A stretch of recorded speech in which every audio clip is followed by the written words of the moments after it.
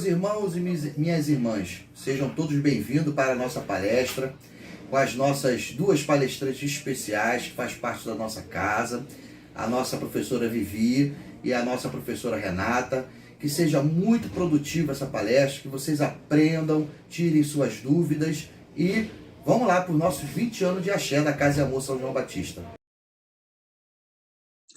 Governo do Estado do Rio de Janeiro, Secretaria de Estado de Cultura e Economia Criativa do Rio de Janeiro, através do edital Povos Tradicionais Presentes RJ, apresenta o projeto 20 anos de axé, celebrando 20 anos de existência da Casa e Amor São João Batista, com nossa quarta e última ação, Simbologia de Ojá, com Viviane Salme e Renata Conzenza. Bem-vindas, Viviane e Renata. Olá, boa noite. Oi, gente, boa noite. Todo mundo ouvindo, todo mundo conseguindo ver a gente aí? Dá um joinha aí no... Coloca um ok no chat pra gente, por favor. Pra gente ver se tá certinho, pra gente se organizar.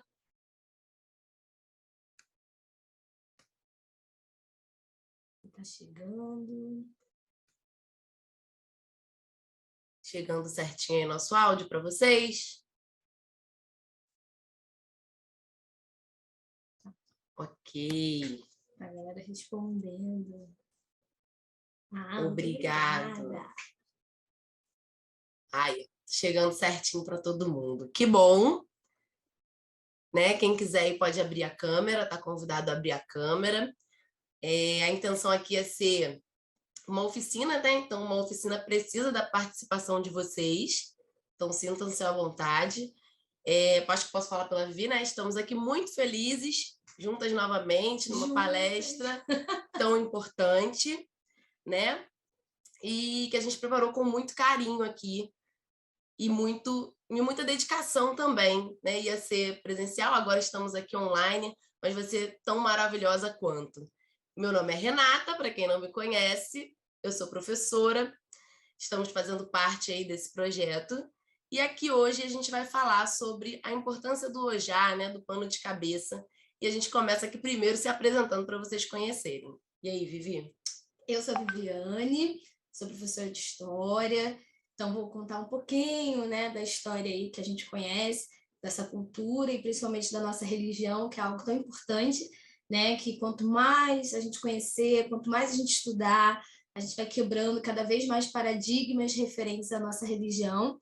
Então, já agradeço a todo mundo que está aí, uma galera que já vem de alguns projetos antigos nossos, né, a galera aí do Ventarolas, que tá todo mundo eufórico aí, que a gente está junto de novo, quem sabe, né, plantando a semente aí.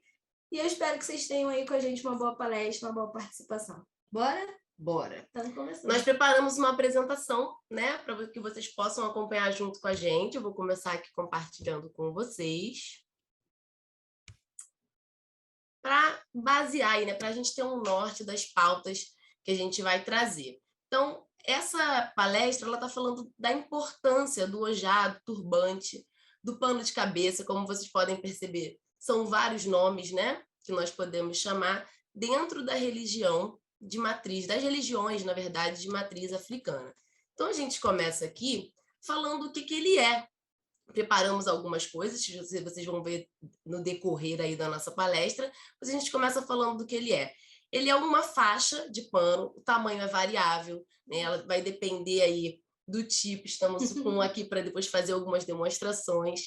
Ele pode variar aí de 1,5 m a 2,15 m, vai depender do tipo de turbante, são vários tipos, e eles podem ter tamanhos variáveis, cores variáveis, e dentro da nossa religião ele tem aí uma função sagrada, que é o que nós vamos trazer. A origem dele como um todo, quando a gente foi pesquisar, ela é desconhecida, mas a gente sabe aí que os povos, né, do Oriente, eles já usavam isso desde a antiguidade.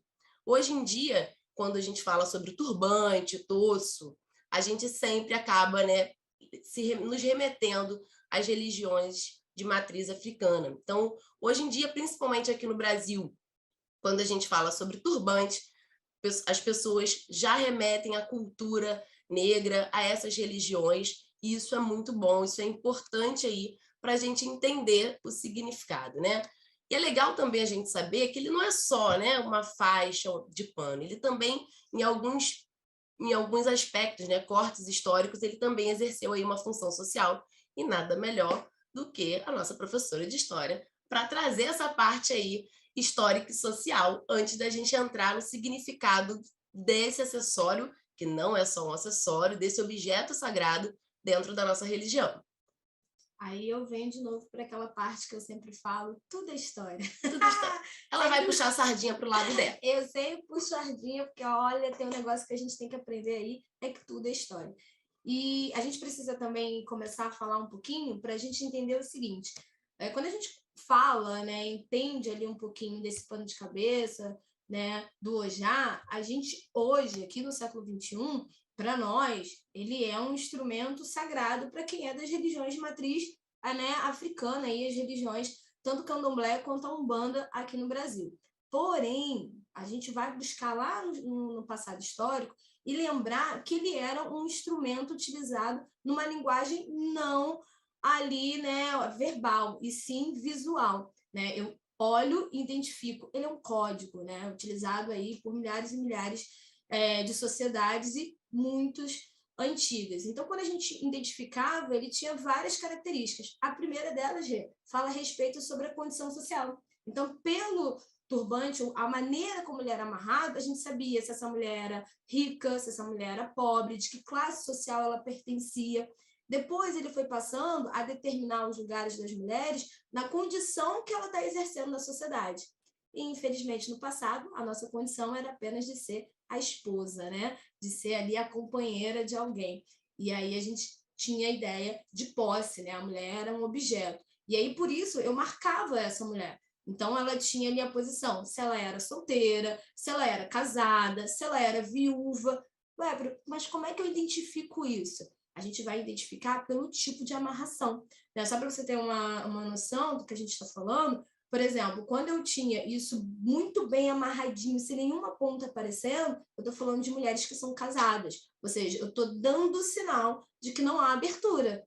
Tá? Não pode olhar, não pode flertar, não pode jogar nenhuma indireta, porque o turbante está fechadinho, o pano de cabeça está fechado, então você não pode ter nenhuma abertura em relação a essa mulher. Então, isso foi passando de geração em geração. Os primeiros povos a usar isso são os povos da Ásia, né, do Oriente. E aí, com o passar do tempo, com a globalização, isso acaba chegando ali dentro da Europa para depois ser espalhado de uma maneira que a gente vai falar aí não só religioso como cultural. A gente quer que vocês entendam, a galera que está assistindo, que hoje a gente conhece isso como um instrumento religioso, mas ele não era visto assim. Então a gente está contando um pouquinho dessa história para a gente chegar nessa parte aí da religião.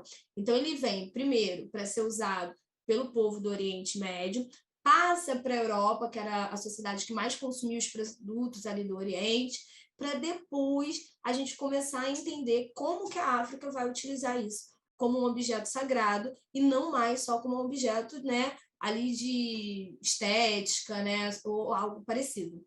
Aí a gente colocou até um pouquinho disso aí, né, Renata? Isso, é interessante também que alguns historiadores, você me corrija se eu estiver errado, eles conseguiram, através dos estudos, identificar algumas etnias, algumas tribos de quando, né, no Brasil colonial, os escravos chegavam até aqui. Eles eram identificados pela maneira que eles amarravam o turbante.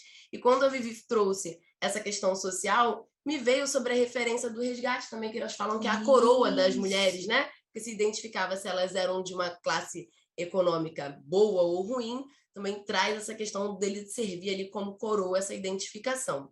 Por isso que a gente fala que ele é um objeto que dá ali ele passa uma visão, ele passa um código, né? E aí quando essas mulheres chegam ao Brasil, né, elas vão trazer com isso esse significado, opa, é de uma tal área, de uma região, país, de né? algum país, de alguma etnia, e isso vai acabar trazendo. Ele não era um objeto apenas para tampar o cabelo, por mais que algumas tribos e algumas religiões se usava somente para tampar, né? Mas ele tem toda uma história aí contada em relação a isso. E aí a gente já começa a trazer um pouquinho mais para dentro da nossa religião, né? Qual é o significado que esse pano tem dentro da nossa religião? O objetivo mais direto é cobrir a cabeça para proteger uma parte sagrada.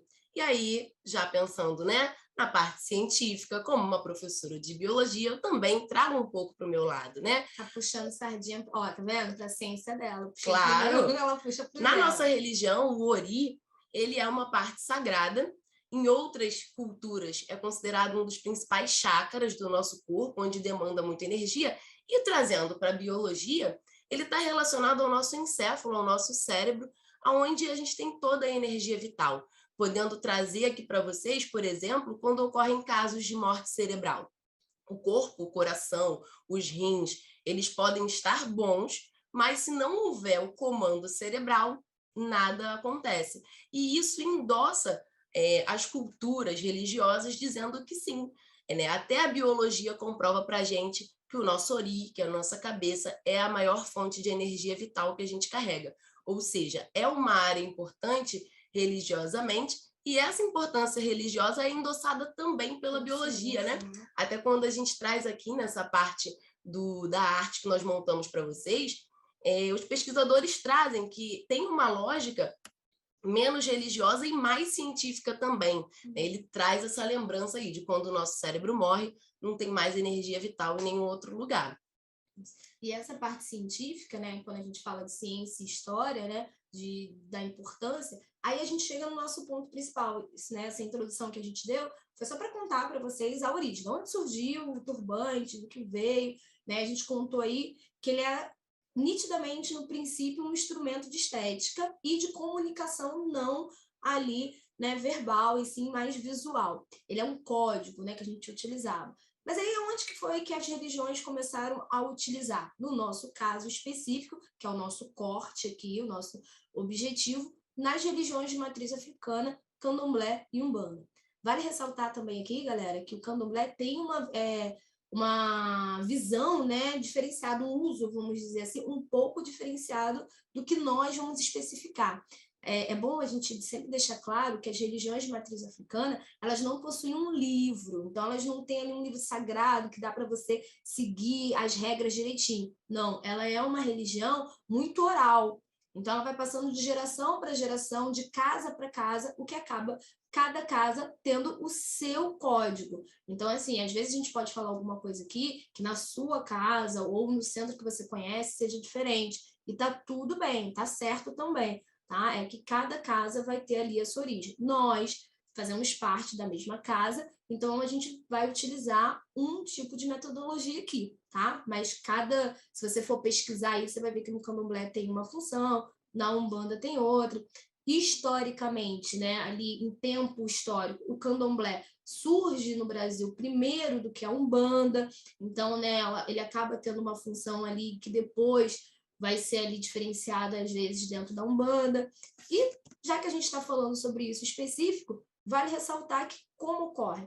Acho que é unânime aqui, todo mundo deve conhecer pelo menos um pouquinho, infelizmente, dessa história aí da escravidão no Brasil, né? E aí a gente parte do princípio onde a gente teve a Europa, né, explorando todo o continente africano e pegando essa mão de obra, né, forçando essa exploração e trazendo essa população para o Brasil. Vale ressaltar, galera, que assim, candomblé e umbanda não é uma religião que existia na África, tá? O que acontece aqui no Brasil é o sincretismo religioso. A população africana, quando chega no Brasil, é uma população que chega ali totalmente, né, sem nenhum tipo de estrutura, explorada, escravizada, então ela não pode exercer a sua religião, e aí ela vai adotar o sincretismo religioso, que no Brasil, naquela época, a religião oficial era católica. Então, ela vai associar o catolicismo e aí vai acabar surgindo o que a gente chama de religiões de matriz africana, tá? Primeiro o candomblé, anos depois, séculos, para falar a verdade, que a umbanda é mais recente, que é do século XX, acaba aderindo a algumas características da população africana. O que acontecia? O povo negro, quando veio para o Brasil, ele é um povo que não tem absolutamente nada. A Igreja Católica condena essa galera, diz que não tem nem alma. Não pode salvar, não tem alma, é um objeto. É um objeto que não podia fazer absolutamente nada. E aí, como que essas pessoas vão exercer a sua religião? E o Ori, como a Renata falou, explicou que aqui é a nossa parte da cabeça, a parte mais importante. Até porque, como ela disse, cada casa tem sua regra, mas a base do que serve é a mesma. É a mesma. Né? Quando a gente vai buscar nas pesquisas, em todas as casas, e tanto na Candomblé quanto na Umbanda, é para proteger o Ori. O Ori. A diferença vai ser o modelo de amarração, Isso. a hora que vai usar, né, o tipo de ritual que se vai usar, quando se usar, por quanto tempo usar, como amarrar, mas qual é o objetivo principal? Proteger o seu Ori, que para as religiões de matriz africana é por onde você tem a sua principal ligação com o espiritual, né, da energia, porque são religiões que trabalham com energia. E aí o que acontece? Essa população negra, quando vem para cá, né, quando é explorada, obrigada a sair do seu continente e vem para o Brasil, ela vai se adaptar à realidade que ela tem, né, sofrida ali, e aí eles começam a proteger aquilo que é mais sagrado. Como é que eu vou proteger aquilo que é mais sagrado dentro de mim? Primeira coisa que as mulheres começam a fazer são as tranças, antes mesmo do pano. Porque vale lembrar que é uma população escrava, então não tem dinheiro para ter pano. Pano naquela época é caríssimo, né? Então você não tem. Então como é que eu faço? Vou fazendo as tranças no cabelo, vai trançando esse cabelo. Cada tipo de trança tem ali um motivo, de uma tribo, e com o passar do tempo vão adotando ali, depois que esse povo chega, século XVII, para o XVIII, que aí eles já estão mais fixados, aí você já tem africanos nascendo aqui no Brasil, não é mais uma ideia de trazer o escravo do continente africano. E aí o que você começa a fazer? Proteger aquilo que você tem mais de importante, que é o seu Ori. E aí você começa a tampar. Quem tampa primeiro? O candomblé. Por quê? Eles vão raspar a cabeça para iniciar, que é uma ideia de quê? De renascimento. Estou nascendo para aquela religião. Então, quando eu estou nascendo, não tem quando a gente tem um bebezinho e ele nasce, a gente não protege? Protege a moleira. Né? Protege ali, bota ali, tudo bonitinho, ninguém pega o bebezinho e deixa ele ali, a gente protege. É a mesma coisa. Você está nascendo para a nova religião, então você protege essa cabeça. Tanto que no candomblé, tanto homens quanto mulheres vão usar o pano de cabeça. Tá? Na Umbanda já é um pouco diferente, né, Rê? Na Umbanda já é diferente. E aí toda essa informação histórica maravilhosa que a Viviane traz já mostra para vocês que então é só um pano, igual eu comecei falando. O turbante é um pano, uma faixa, eu falei do tamanho, ele é só um pano mesmo? Ou ele vai se tornar aí, a partir de tudo isso que a Viviane traz, um objeto consagrado? Exatamente. Né? Qual é a diferença dele ser só um pano como este aqui, porque a Viviane já consagrou esse? Viviane? Não, esse não. De ser só um pano, uma faixa como esse daqui, e ser realmente um ojá. O que faz? Qual é a diferença, né, de simplesmente um pano para ele passar a ser um ojá, de fato um objeto consagrado? A gente pode explicar isso bem fácil, assim, quando, por exemplo, a gente vai em casas de artigos religiosos. Aí você tem um monte de imagem lá, né, onde pessoas do candomblé, católicos, simpatizantes, vão lá e compram lá aquela imagem. Ninguém pega aquela imagem e bota direto lá no altar. Ninguém pega aquela imagem e fala, nossa, aqui é a imagem, pronto, acabou. Há todo um ritual atrás daquela imagem para que ela seja consagrada e você passe ali a fazer o seu ritual. O ojá é a mesma coisa. Qualquer pessoa que saiba o mínimo de costura ou que saiba o mínimo de corte pode pegar um pano, que ele é reto, ó, né? Retão, né? Não tem nada demais, né? Esse aqui ainda é mais enfeitadinho. Ele tem uma largura de 45 centímetros, mais ou menos. E esse aqui tem 2,10 metros. A galera aí que pode ver aí com a gente na câmera. E aí ele é um pano, não é simples. Mas quando ele passa a ser um objeto religioso, quando ele passa a ser importante, tanto que nós dois aqui nem estamos com o nosso, que é sagradinho, tá guardadinho lá. Guardado num lugar especial. Esse aqui a gente trouxe só para poder ilustrar mesmo e participar aqui com a gente. Esse aqui, por exemplo, ele pode ser um objeto que a gente chama de estético. Ele não é acessório. Um acessório, isso, ele não é sagrado. Quando, então, que ele vai passar a ser sagrado? Quando você consagrar.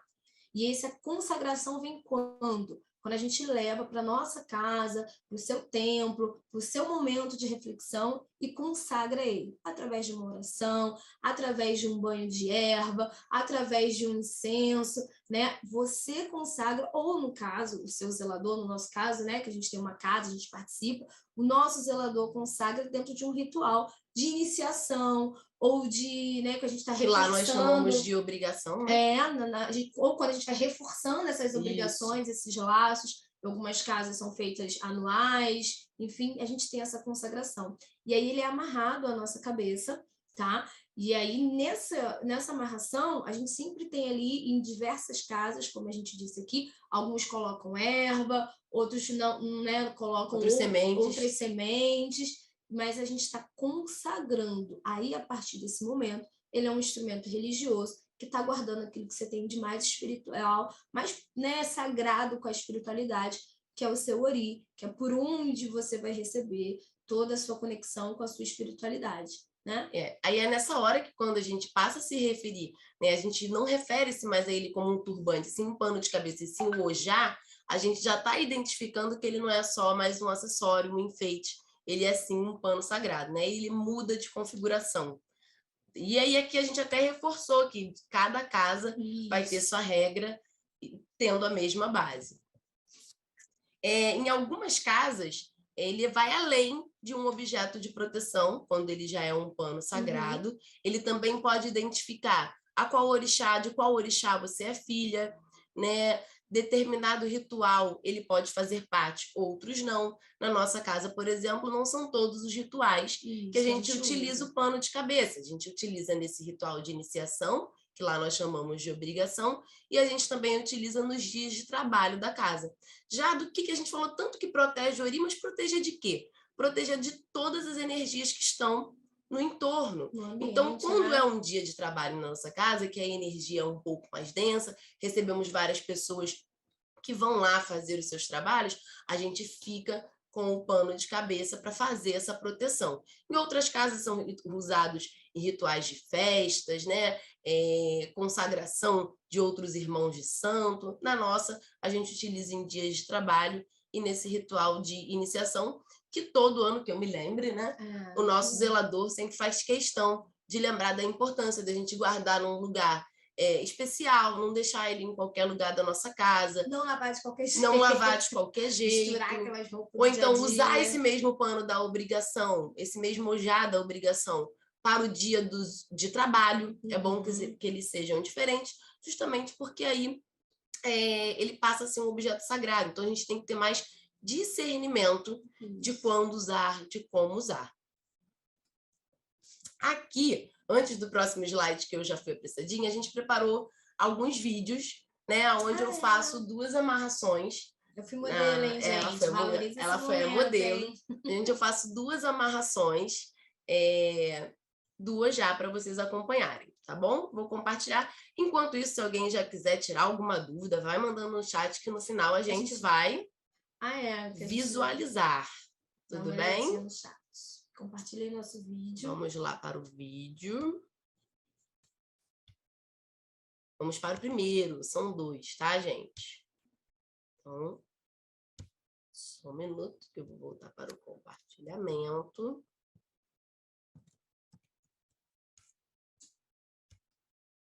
Quando eu compartilhar, se vocês puderem botar um ok, se vocês estão vendo direitinho, é legal para a gente ter uma troca. Vocês estão vendo? Tá pausado ainda. Eu vou iniciar aqui para explicar, porque eu fiz 2 modelos, tá? Para vocês. A galera tá botando aqui. Deixa eu abrir o chat para ver se vocês estão. Tá tudo bem. Então, beleza. Vamos lá. O vídeo tá sem áudio que eu vou explicando para vocês, tá? Aos pouquinhos. Ó, nesse modelo, vocês podem reparar que eu inicio a colocação do ojá frontal e faço a primeira amarração dele na parte de trás. Volto com as 2 faixas, cruzando ele 2 vezes, ó, 1, 2, na parte da frente. Faço uma segunda amarração na parte de trás, ajeitando aqui para as 2 abas ficarem certinhas. E esse ojá, ele é grande, sobram ali ainda 2 partes que eu venho enfeitando aqui na frente, para ele ficar mais bonito, mais vistoso. E nesse caso aqui, né, é só um modelo de uma amarração. Mas é bem nessa hora aqui que eu estou ajeitando que entra a questão, em algumas casas, da aba do turbante para fora ou para dentro, que pode representar aí determinado orixá. Lá atrás, nas pesquisas que nós observamos, onde identificavam aí classe social. É bem nessa finalização que era feita essa identificação. Olha aí como a Viviane ficou linda. Botem palmas no chat. E vamos para o próximo, que é um outro modelo. Se tiver dúvida como amarra, pode perguntar, que a gente repete. Ou, cadê? Ah, peraí, que a gente vai ter que compartilhar de novo. Deixa eu abrir o próximo para vocês já verem ele direto. Vou compartilhar novamente. Esse é o outro, né? Esse é o outro. Deixa eu confirmar. É esse mesmo. Esse é o mesmo? Não, é outro. Peraí, eu acho que não. É isso mesmo.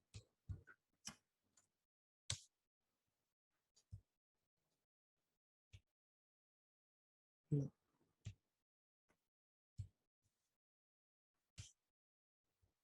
Só um minutinho.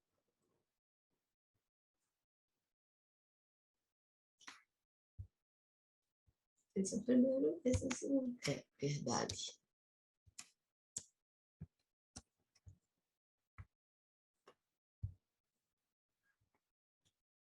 Aí, Vamos para o segundo. Ó, esse eu também começo frontal. Amarro ele, passo uma voltinha lá atrás. Também faço... Eu acho que esse é o mesmo. Não, esse eu faço 2 voltas na frente e passo ele direto lá por trás. Eu eu não fecho ele lá atrás. Tá vendo? Acho que o outro que é o diferente, viu? Acho que a gente se confundiu. Espera aí. É, isso mesmo. Vamos ver a finalização, que eu consigo ver a aba dele de lado. Aí o outro viro. É, isso aí. Faço um. É que foram vários vídeos, muitas edições. Vocês não sabem quantas. É assim mesmo. Valorizem os YouTubes.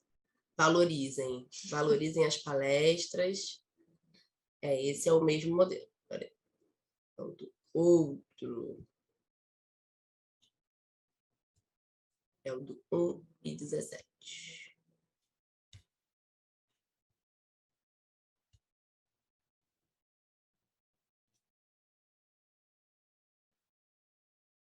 Agora tá compartilhando, gente? Acho que não, né? Tá. Tá? Agora que foi, tinha parado. Deixa eu voltar ele do início.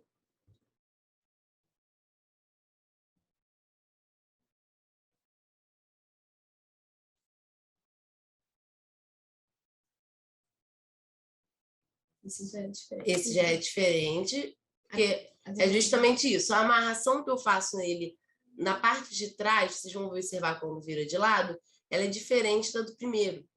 E também alguns modelos, gente, podem começar ali com a amarração contrária, tá? Da parte posterior, aí na parte de trás da cabeça para frente. É que geralmente nas religiões de matriz africana ele é feito iniciando nessa maneira frontal, justamente para a gente conseguir proteger melhor o ori.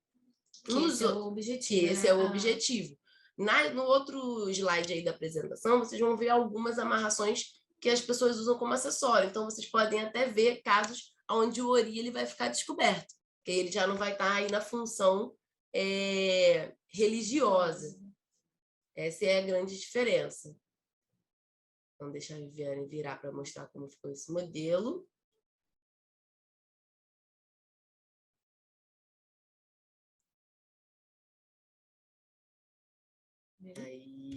Aí o outro você vira e esse não, é verdade, você tinha razão. Aí agora pode mostrar lá aqueles modelos para elas, né? Pra galera. Vamos voltar aqui para a apresentação. E aí a gente pode comentar um pouquinho, né? Bota lá naquele de amarração. Esses são aqui, ó, algumas amarrações de uso estético, onde a gente tem modelos bem diferenciados desses do vídeo que eu mostrei para vocês, né? Que aí ele já tem outra função. E, assim, vale a gente lembrar que, assim, ele pode ser usado como objeto hoje estético, mesmo a gente já tendo contado aqui para vocês a história de como surgiu, que ele surge primeiro como um objeto, né, de acessório, e depois ele passa para o lado espiritual. E aí a resposta que a gente pode dar pelas pesquisas que a gente fez é que sim, você pode utilizar ele dentro de uma ideia esteticamente. Ele não é um objeto que possa ser usado só dentro do seu centro, dentro do seu lado espiritual. Mas desde que esse objeto não seja, por exemplo, consagrado, como a gente explicou, né? A gente deu exemplo, esse que eu estou usando no vídeo, né? Esse lilazinho aí, ele não é consagrado, é um que eu comprei e estou usando aqui para demonstrar na palestra. Então, se eu quiser ir numa festa, num evento, alguma coisa com ele, ele é apenas um acessório, ele não está cumprindo a função dele religioso.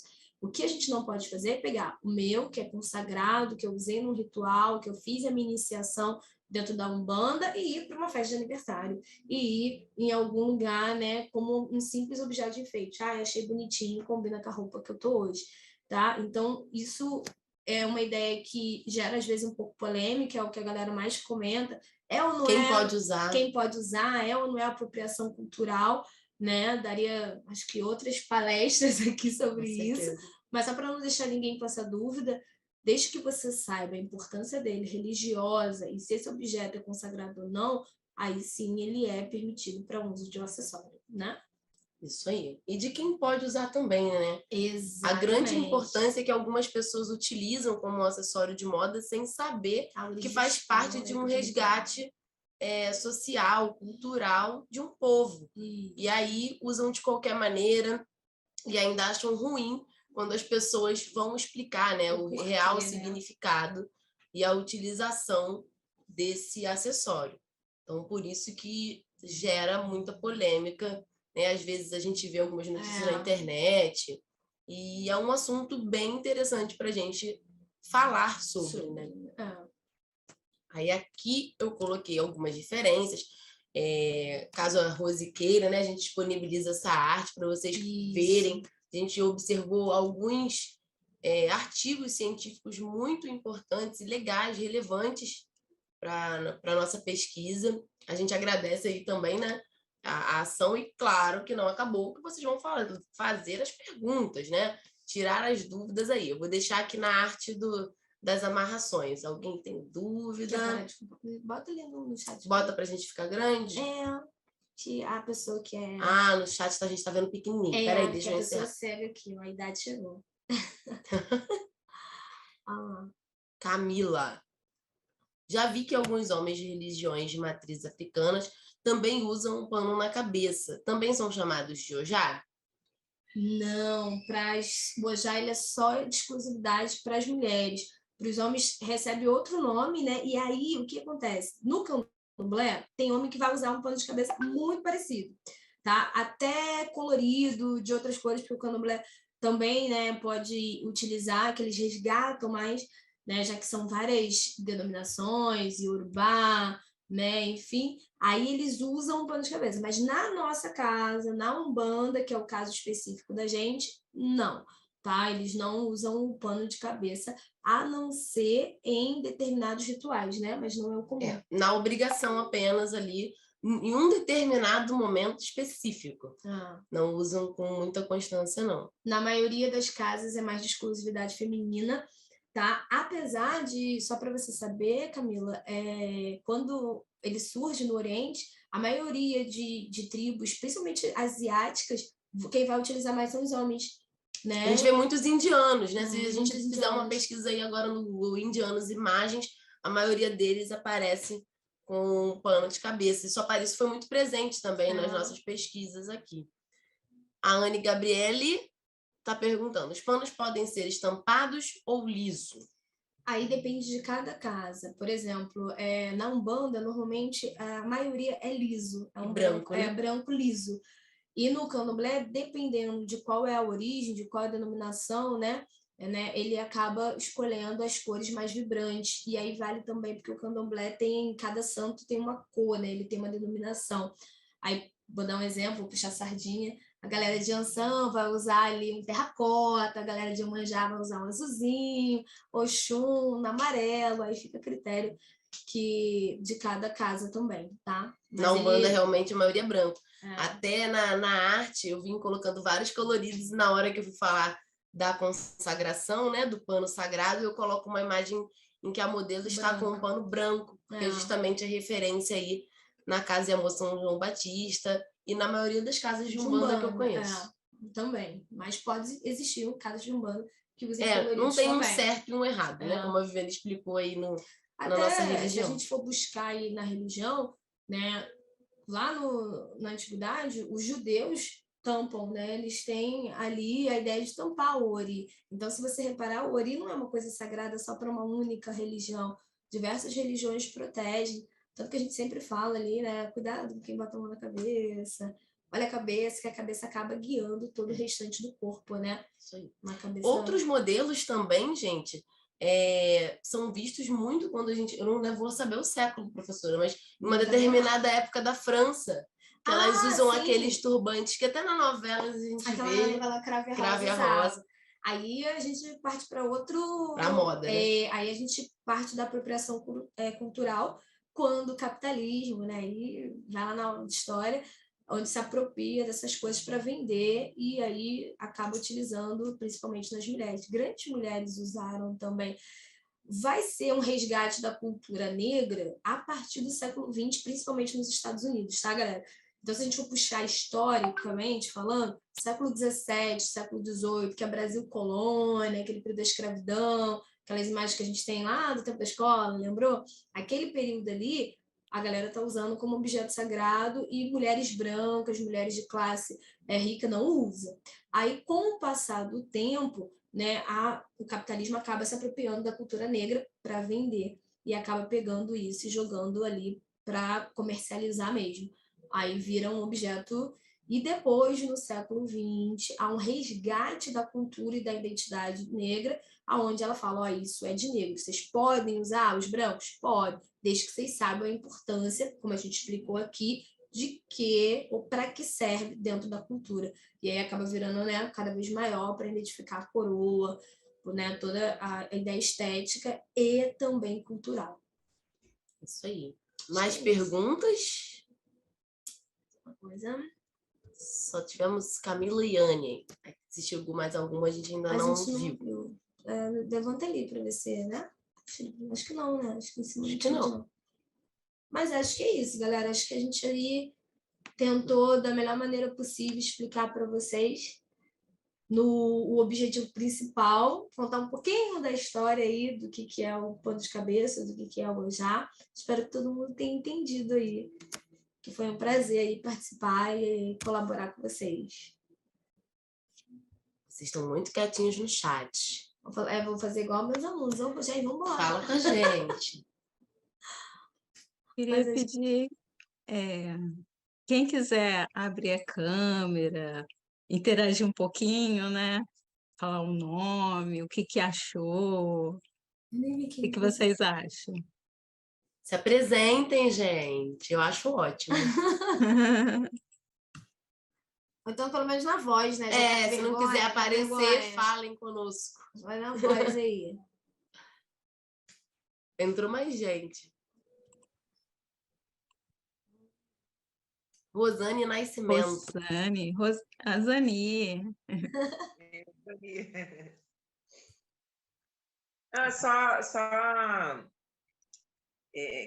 Queria comentar como é interessante um simples objeto, né, que a gente vê hoje cotidianamente. Eles não imaginam, a maior parte das pessoas não imagina tanta história, tanta informação, tanta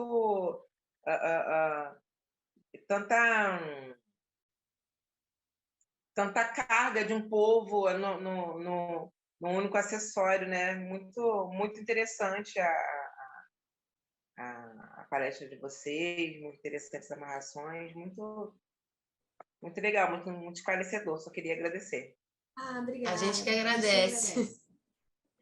Obrigada também por participar e interagir conosco. Obrigada.